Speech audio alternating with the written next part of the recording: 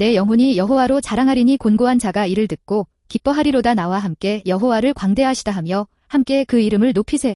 여기에서 내 영혼은 그 죽음에서 다시 살아나신 그 부활의 신령한 몸을 입으신 그 메시아 예수님을 가리킵니다. 곧 여기에서 내가라고 하지 않고 내 영혼이라고 한 것은 그 부활의 신령한 몸을 입으신 그 메시아 예수님을 구분하고 강조하기 위해서입니다.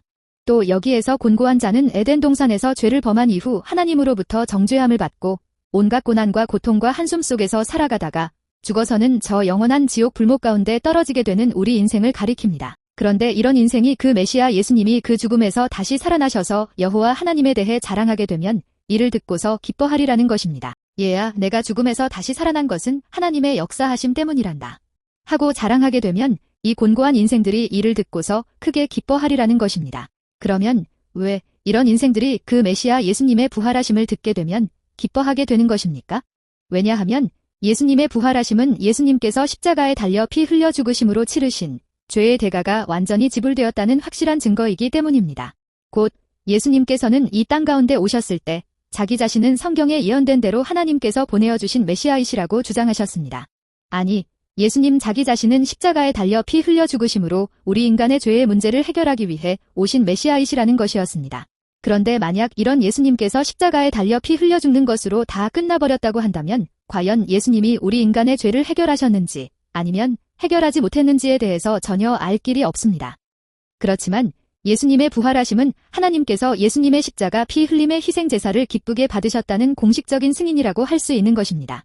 만약 그렇지 아니하고 하나님께서 예수님의 희생 제사를 만족스럽게 여기지 아니하셨다고 한다면 예수님은 여전히 죽음 아래 계셨을 것입니다.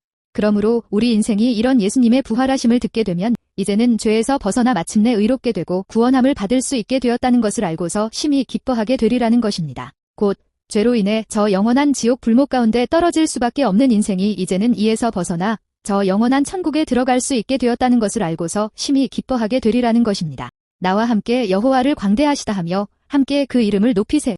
또한 그 메시아 예수님의 부활하심은 여호와 하나님이 그 얼마나 광대하시고 전능하신 분이신가를 나타내는 확실한 증거가 되리라는 것입니다.